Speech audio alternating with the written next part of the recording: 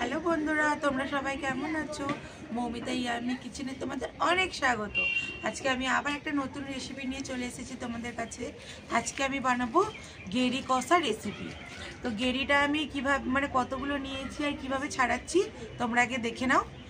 গেরিগুলো কতগুলো গেরি নিয়েছি, আজকে এই গেরিগুলো দিয়ে গেরির একটা নতুন রেসিপি তোমাদেরকে দেখাচ্ছি। তো তার জন্য তোমাদেরকে পুরো ভিডিওটা দেখতে হবে। তো পুরো ভিডিওটা কিন্তু তোমরা দেখবে।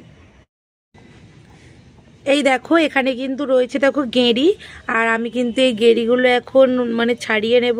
আর দেখতেই পাচ্ছ গেঁড়িগুলো কত সুন্দর, আর গেঁড়ির তরকারি কিন্তু অনেক ভালো লাগে। আর এইগুলোকে আমরা গেঁড়ি বলি, আর অনেকে গুগলিও বলে, কিন্তু আমাদের এখানে আমরা এগুলোকে গেঁড়িই বলি। দেখতে পাচ্ছ কত গেঁড়ি রয়েছে, আর এই গেঁড়িরই আজকে আমি রেসিপি করে তোমাদেরকে দেখাবো। এখন আমি গেঁড়িগুলোকে সব পরিষ্কার করে ছাড়িয়ে নিয়ে তোমাদেরকে দেখাচ্ছি।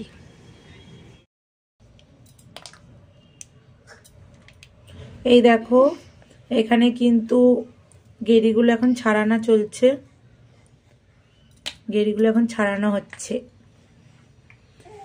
দেখো এই যে ছাড়িয়ে ছাড়িয়ে রাখা হচ্ছে, এরমভাবে কিন্তু গেঁড়িগুলোকে আগে ছাড়িয়ে নিতে হবে।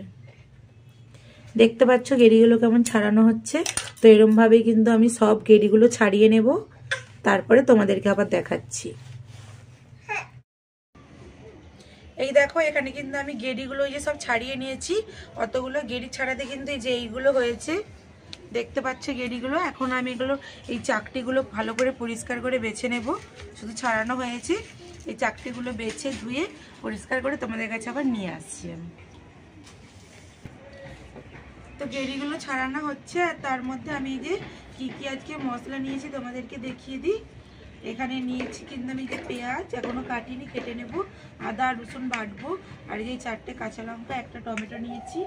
আর এখানে আছে লবণ, হলুদ আর লঙ্কা গুঁড়ো। আর এটা আমি আলু দিয়ে যেহেতু কষা বানাবো সেই জন্য এখানে নিয়ে নিয়েছি আলু। এবার আমি আলুটা ছাড়িয়ে ভালো করে কেটে নেব। আর এখানে আদা রসুনটা আমি বেটে নেব, আর পেঁয়াজগুলো আর টমেটোটা কেটে নেব। কাটতে থাকি এখন।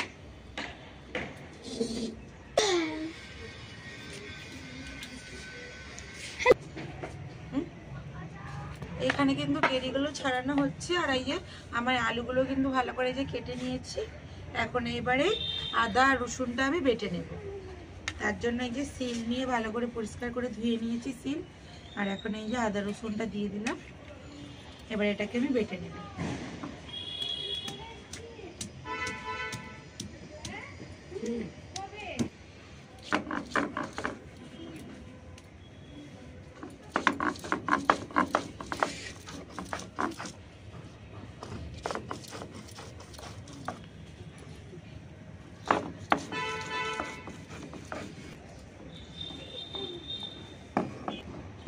এই যে এখানে কিন্তু আমি আদা রসুনটা বেটে নিয়েছি, দেখতে পাচ্ছ আমার বাটা হয়ে গেছে। এবার আমি কাঁচা লঙ্কাগুলোকে শুধু চেলা করে নেবো দুখাদি করে। এবার আমি উনুনটা ধরিয়ে নেব।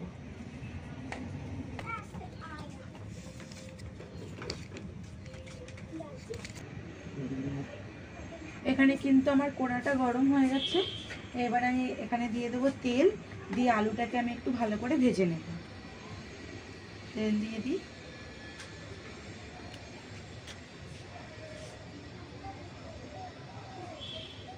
আর এখানে গরম হয়ে গেছে। এবার আমি এই যে আলুগুলো দিয়ে দেব। আর যারা এখনো আমার চ্যানেলটা সাবস্ক্রাইব করোনি তারা কিন্তু আমার চ্যানেলটা তাড়াতাড়ি সাবস্ক্রাইব করে দাও, যাতে আমার আরো নতুন নতুন ভিডিও তোমাদের কাছে সবার আগে পৌঁছে যায়। এখন আমি এই আলুটাকে ভালো করে লাল লাল করে ভেজে নেব।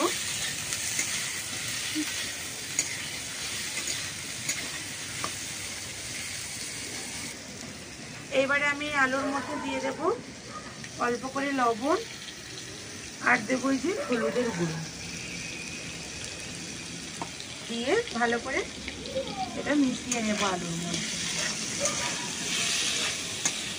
এটা হলুদটা নুনটা দিয়ে দিলে নুনটাও আলুর মধ্যে ঢুকে যাবে, খেতে ভালো লাগবে। আর হলুদটা দিলেও কিন্তু হলুদটা দিলে আলুটা দেখতে ভালো লাগে।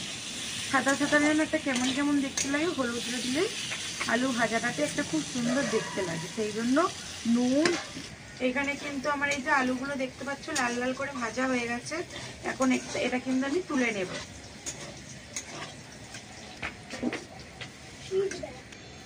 এই যে আলুগুলো কিন্তু আমি তুলে নিয়েছি, এখানে এই যে ভাজা হয়ে গেছে।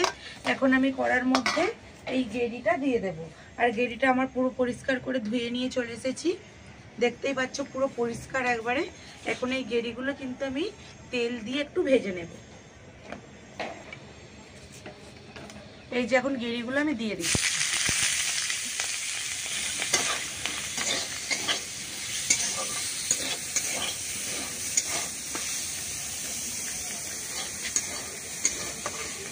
এবার এর মধ্যে দিয়ে দেবো একটু লবণ আর একটু হলুদ।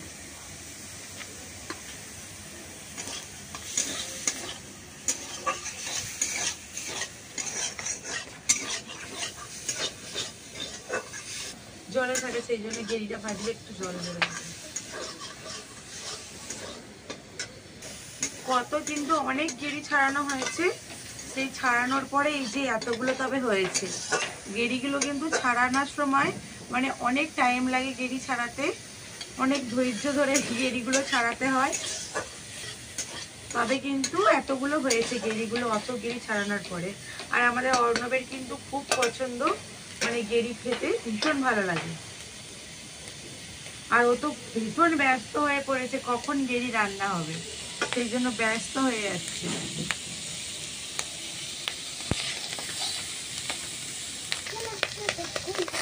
এখন কিন্তু আমার গেরিটা মানে ভাজা হয়ে গেছে দেখতে পাচ্ছ। এবার আমি এটা নামিয়ে নেব। গেরিগুলো কিন্তু আমার ভাজা হয়ে গেছে, এই যে আলুর সঙ্গে আমি ঢেলে নিয়েছি। এবারে কড়ার মধ্যে আবার তেল দিয়ে দেব, দিয়ে এবারে পেঁয়াজগুলো দিয়ে দেব। এই যে এখানে আমি পেঁয়াজগুলো যে কেটে রেখেছিলাম এই তেলের মধ্যে পেঁয়াজগুলো দিয়ে দিচ্ছি।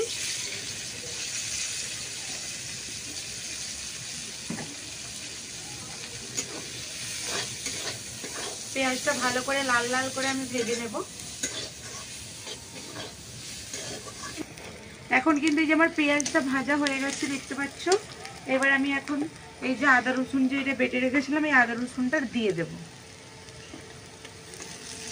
দিয়েও ভালো করে এটাকে ভেজে নেব, আদা রসুনের কাঁচা গন্ধটা যাতে চলে যায়।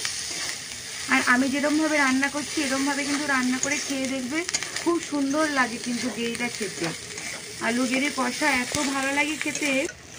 এখন কিন্তু আমি মশলাটার মধ্যে দিয়ে দেব লবণ,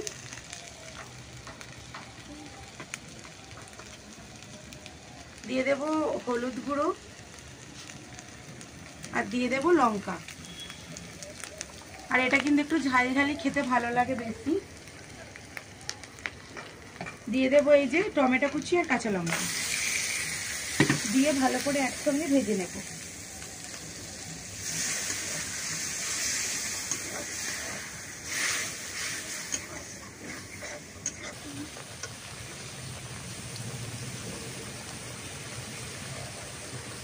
এই যে মশলাটা কিন্তু আমার ভাজা হয়ে গেছে, সাইড থেকে তেল ছেড়ে গেছে দেখতে পাচ্ছ। এই দেখো সাইড থেকে কিন্তু পুরো তেল ছেড়ে গেছে। মশলাটা আমার কষানো ভালোভাবে হয়ে গেছে। এইবারে আমি গেরি আর আলুগুলো দিয়ে দেব। আর পুরো আমাদের গ্রাম থেকে তুলে নিয়ে আসা পুকুর থেকে গেরি, আর আজকে আমার রান্না হচ্ছে। খেতে ভীষণ ভালো লাগে কিন্তু। আর এই গেরি ছাড়ানোর সময় গরম জল করে কিন্তু ছাড়ালে গেরির স্বাদ একটুকু পাওয়া যায় না। আমি কিন্তু গরম জল করে একটুকু ছাড়াইনি, আমি এমনিই ছাড়িয়ে নিয়েছি। অনেক টাইম লাগে কিন্তু এইটাই খেতে ভালো লাগে বেশি। আর এই যে দেখো মশলার সাথে আলু আর গেরিটা দিয়ে ভালো করে এরকমভাবে কষিয়ে নেব। আর আমার কয়লার আজ মানে খুব আঁচ উঠে গেছে এখন।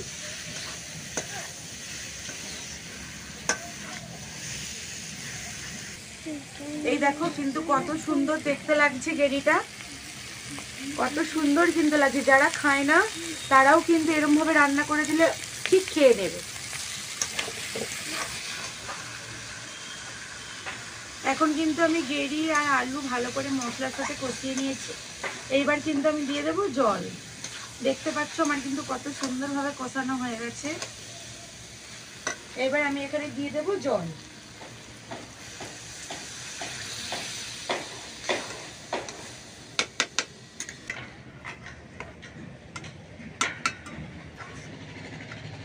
এইখানে আমি পরিমাণ মতো জল দিয়ে দিয়েছি। আমার আঁচটা যেহেতু একটু বেশি মানে উঠে গেছে, আমি জলটা একটু বেশি পরিমাণে দিলাম। জলটা এক্ষুনি মানে আঁচের যা জোর এক্ষুনি শুকনো হয়ে যাবে। আর এটা কিন্তু আমি এত ঝোল রাখবো না, একটু কষা কষা করবো। এটা চাপা দিয়ে 5 মিনিট রেখে দেবো।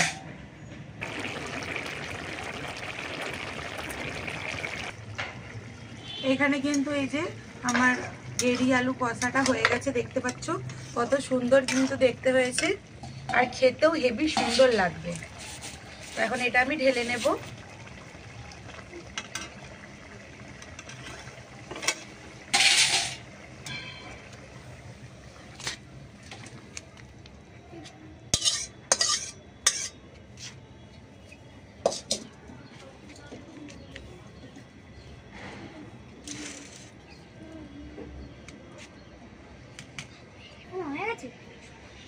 এই যে দেখো এখানে কিন্তু আমার গেড়ি আর আলু কষা একদম হয়ে গেছে, কত সুন্দর হয়েছে। আর আমি যেভাবে বানালাম অবশ্যই কিন্তু তোমরা এইভাবেই বাড়িতে বানিয়ে খেয়ে দেখবে, খুব সুন্দর লাগে খেতে।